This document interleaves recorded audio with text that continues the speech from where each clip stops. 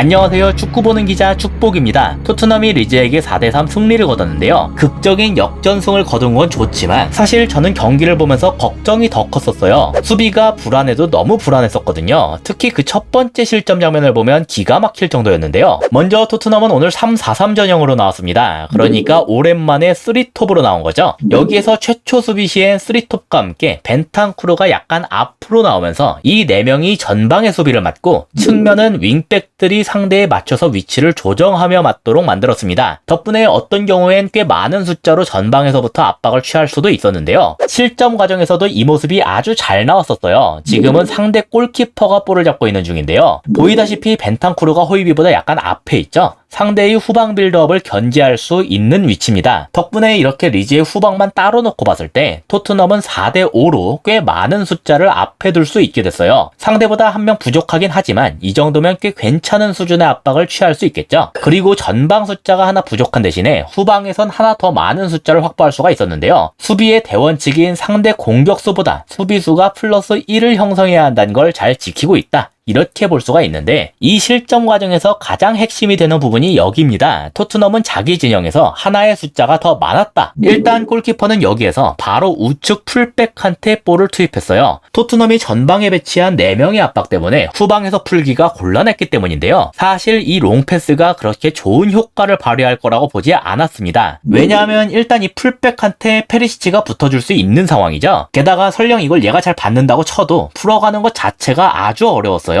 얘가 주변에 줄 때라곤 여기에 있는 이 둘이나 아니면 최전방에 있는 원톱 정도가 되는데 이들 모두한테 마크맨이 붙어있는 상태였거든요. 표시를 하자면 이렇게 되겠죠. 그리고 아까 말씀드렸다시피 토트넘은 한 명의 선수, 즉 다이어가 추가적으로 있기 때문에 볼이 투입되는 지역에 지원을 붙이기가 훨씬 용이했습니다. 하지만 여기에서 아주 놀라운 일이 벌어지는데요. 풀백이 우측 윙어한테 볼을 헤더로 넘겼는데 이걸 아무도 저지하지 못했습니다. 마크맨 표시대로라면 벤 데이비스가 이걸 붙는 게 맞겠죠? 근데 왜 이걸 막지 못했냐? 바로 상황이 이랬기 때문이에요. 데이비스 옆에 누가 하나 붙어있죠? 볼이 우측 풀백한테 향하는 걸 보자마자 원톱이 이렇게 측면으로 쭉 빠져서 얘가 데이비스한테 붙어버린 거예요. 그러니까 데이비스가 우측 윙어를 막으러 가다가 이상한 놈이 하나 갑자기 튀어나와서 자기한테 붙으니까 그걸 못하게 된 건데요. 결과적으로 이러니까 우측 윙어가 볼을 잡기가 아주 편했습니다. 이것이 일단 토트넘이 실점을 하게 된 1차적인 이유였어요. 사실 아까 배경과 합쳐서 생각하면 기가 막힌 게 토트넘이 후방에선 여전히 하나의 숫자가 더 많습니다. 하지만 정작 볼이 투입되고 있는 이 지역에서는 벤 데이비스가 오히려 2대1로 몰리고 있는 중이에요. 개인적으로는 랑글레가 더 빠르게 붙어줬어야 했다고 봅니다. 원톱이 빠지는 걸 조금 더 적극적으로 따라가줬으면 데이비스가 우측 윙어한테 더 타이트하게 붙을 수가 있었거든요. 하지만 그렇지 못했고 그래서 이 우측 윙어가 중앙에 있는 공격형 미드필더한테까지 볼을 넘길 수가 있었죠. 얘의 마크맨은 직관적으로 보이듯이 호이비에르입니다. 그래서 얘가 여기에서의 1대1 대결을 이겨내거나 최소한 벤탄쿠르가 오기 전까지 지연을 시킬 수 있었다면 그래도 수비에 성공할 수가 있었는데요. 이것도 약간 우당탕하면서 호이비가 공미한테 너무 쉽게 뚫려버렸어요. 호이비가 1대1 대결에서 완벽하게 밀렸다고 할 수 있겠죠? 근데 그래도 완전히 놓쳐버리진 않았기 때문에 계속해서 달라붙을 수는 있는 상황이었는데요. 최종적으로는 좀 거칠게 들어가면서 아예 얘를 넘어뜨려버렸습니다. 근데 그럼에도 이 볼이 방출되는 것까진 막지 못했어요. 다른 각도로 보면 이러한데요. 사실 공미가 볼을 방출할 곳은 뻔했습니다. 지금 뛰어들어가고 있는 이 좌측 윙어한테밖에 줄 수가 없었거든요. 그리고 여긴 다이어와 에메르송이 2대1로 막고 있는 지역이죠. 그래서 이거는 막기가 너무 좋은 그림이었습니다. 얘가 달리는 대로 양쪽에서 붙으면서 다이어가 안쪽을 막고 에메르송이 바깥쪽을 막으면 됐거든요. 하지만 이것에도 실패했습니다. 지금 장면을 보시면 좌측 윙어는 이미 한참 뛰고 있는 중인데 다이어는 아직도 위치를 고수하는 중이죠. 최소한 뒤로 뛰고 있진 않는 중인데요. 그러니까 가속도가 이미 붙을 대로 붙어있는 이 윙어를 얘가 따라잡지 못할 수밖에 없었습니다. 그래서 결국 안쪽을 향하는 슈팅각을 완벽하게 막아낼 수가 없었고 이게 그대로 실점까지 이어졌어요. 솔직히 요리스의 반응도 약간 아쉽긴 했지만 애초에 슈팅을 하기 이전에 충분히 막을 수 있었던 상황이란 점에서 요리스보단 다이어의 움직임이 더 아쉽게 느껴지더군요.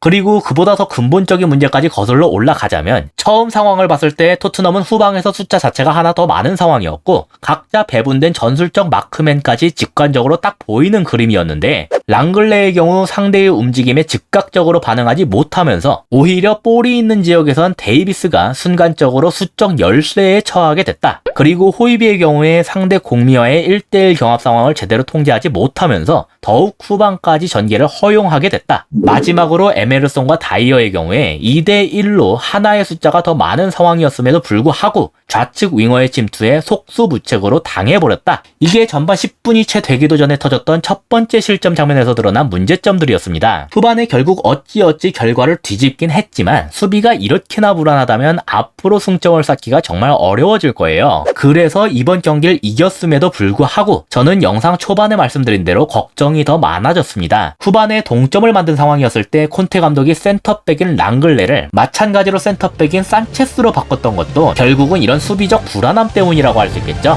이상으로 오늘의 영상을 마치도록 하겠습니다. 시청해주셔서 감사합니다.